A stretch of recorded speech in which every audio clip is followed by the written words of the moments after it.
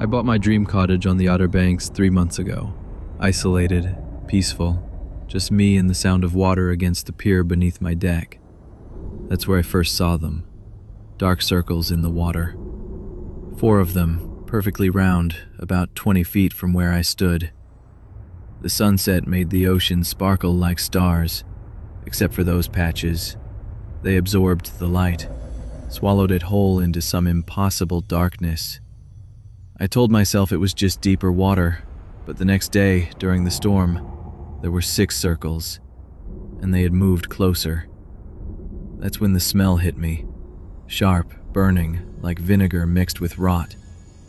I slammed the door shut, but through the window I watched those dark patches drift even nearer to my house. That night I couldn't sleep. I went out onto the deck, letting the waves calm my racing mind. That's when I heard it, humming. Low, melodic, rising from the water itself. A slow, sad chant that made my skin crawl. I looked down and saw them clearly in the moonlight, those circles of absolute black, right up against my house now. I walked down to the pier.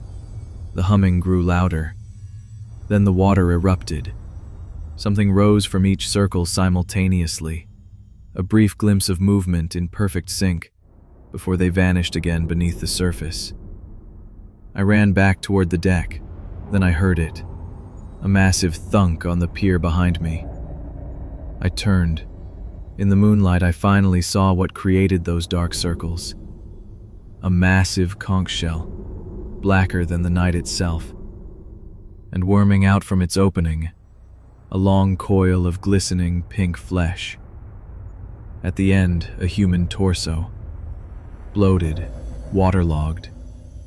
No nose, black eyes, and that smile, a gash torn across its face. It was humming. The creature dragged itself toward me on fingerless slabs of flesh, that enormous shell scraping behind it. The smell was overwhelming. Another one pulled itself onto the pier, then another beneath my deck. The humming filled my head. Part of me wanted to stay, to wait for them, to listen. I forced myself to run. I heard glass shatter as I reached my car.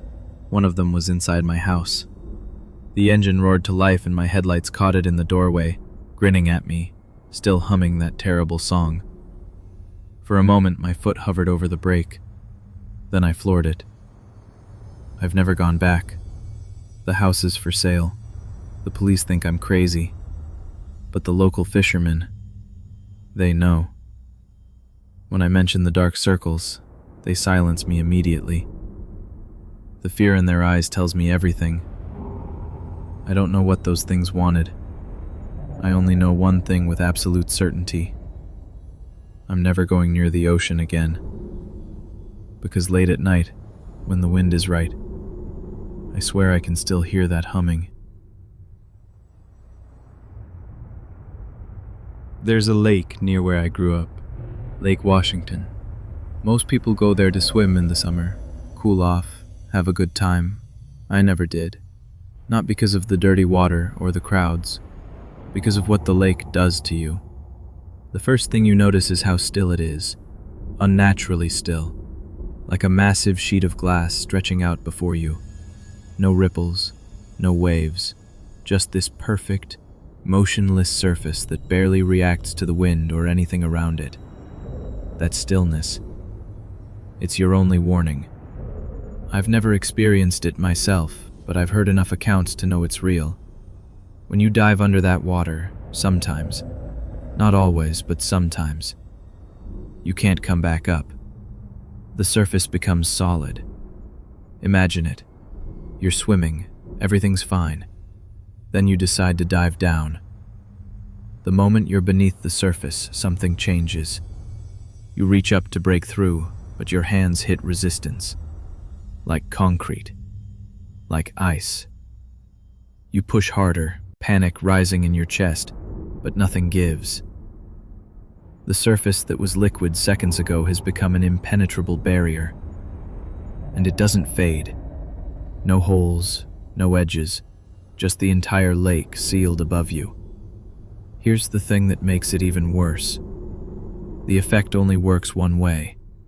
Forces from above can break through, forces from below cannot. So you're trapped there, just inches beneath the surface, lungs burning, screaming silently into water that swallows every sound. Your only chance is if someone on shore notices, if they reach down and pull you through from above. But how do you get someone's attention when you're drowning in plain sight, separated from air by an invisible wall? I've seen the drowning reports from that lake, too many of them. Bodies recovered just below the surface, as if they'd simply stopped trying. The locals don't talk about it much, but they know.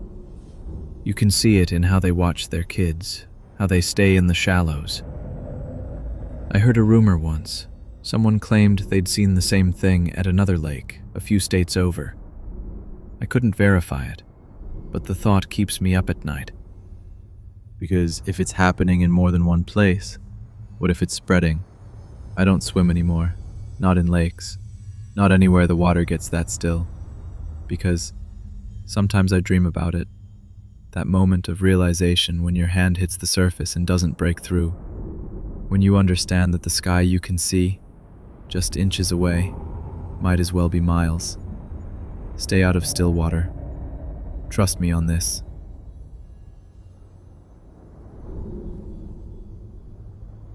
I was never afraid of water, not once in my entire life, until Lake Erie.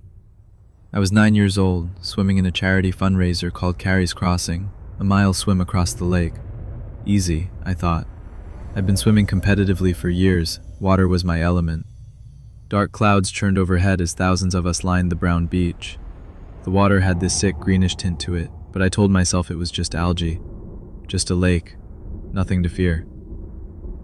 When they finally gave us the signal, I ran in with my group. 4 of us, my coach Jen, my friend Megan, and another swimmer. The cold water wrapped around my ankles like hands. We pushed deeper, hand in hand, until the lake swallowed us to our chests. Then we started swimming. The moment I put my face in the water, something felt wrong. I couldn't see the bottom, just murky green darkness stretching down into nothing. My arms felt heavy. My strokes were sloppy, uncoordinated. My breathing turned ragged, desperate. I looked up and realized my teammates were pulling ahead. 6 feet, 10 feet. I couldn't keep up. Something was wrong with me.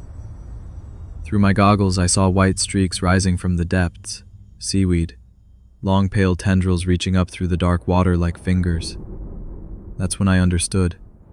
The heaviness, the panic, the wrongness of everything. I was terrified. My strokes fell apart into a frantic doggy paddle. My heart hammered against my ribs. I had to get out. But I'd promised to finish. So I forced myself forward, face in the water, watching those pale arms sway beneath me. Then I saw the face, human, staring up at me from the darkness with blank, moving eyes, expressionless, watching. A tendril of seaweed shot up from below, deliberate, purposeful. It coiled around my leg and pulled. I screamed. A kayaker appeared, then a diver with a kickboard. They pulled me back to shore while I shook uncontrollably, my nails digging into the plastic, waiting for those fingers to grab me again and drag me down. 4 of us entered the water that day. I left early. Only 2 made it to the end. Megan never came back.